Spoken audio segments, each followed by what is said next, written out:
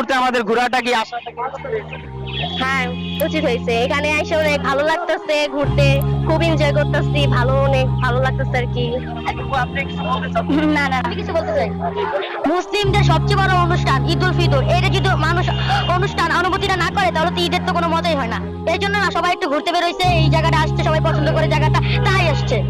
আগামী বছর বেঁচে থাকি, যেহেতু আমাদের লকডাউন চলতেছে, যেহেতু আমাদের বাংলাদেশে এবং সারা বিশ্বের মানুষরা আতঙ্কিত আছে করোনা ভাইরাসে আতঙ্কিত হয়ে, একটি বছর যদি আমরা ঘুরতে না বাই হই বা এতে কি আমাদের কি খুব একটা ক্ষতি হবে কিনা? আপনি যে বললেন লকডাউন চলছে, কোথায় লকডাউন হলো? সরকার তো সবই তো খুলে দিয়েছে। লকডাউন যদি চলতো, সরকার এই গাড়ি টাড়ি সব ছাড়তো, বললো বাড়িতে চলে যান, ঈদ করতে যান, আপনারা যেতে পারবেন। যদি লকডাউন থাকতো তো কেউ ঘর থেকে বেরোতো না। আচ্ছা, আপনি বললেন যে সরকার বলেছে, মানে আপনি কোত্থেকে জানলেন যে সরকার বলেছে? আমি নিউজে দেখেছি, টিভিতে বিভিন্ন ধরনের নিউজ। কোন নিউজে দেখছেন? নিউজে দেখছি, আরো চ্যানেল 24 দেখেছি।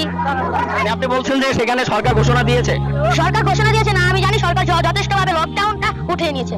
লকডাউনটা মানে সেটা তো বাড়িতে যাওয়ার জন্য বলছে, আমাদেরকে পার্কে বিভিন্ন এই যে এই অবস্থানে আমরা যে আছি, এটা কি আমাদের উচিত হয়েছে? উচিত হয় না ঠিক, কিন্তু সরকারের তো এখানে সরকারের তো কাজ আছে। সরকার যদি পুলিশ বাহিনী দিয়ে একটু দমন করতে পারতো তাহলে তো এখানে এত মানুষ হতো না। মানে খুব একটা গুরুত্বপূর্ণ কথা বলেছে। এখানে আসলে যদি সরকারি বা ভূমিকা থাকতো তাহলে হয়তো এই ভাইয়ের বক্তব্য, আমার বক্তব্য না, যে এই ভাইয়ের বক্তব্য যে এখানে যদি পুলিশ প্রশাসন দিয়ে এখানে কিছু দমন করা হতো তাহলে হয়তো আমরা এই যে এই দৃশ্য দেখতে পারতেছি, এটা হয়তো আজকের দিনে আমরা দেখতে পারতাম না।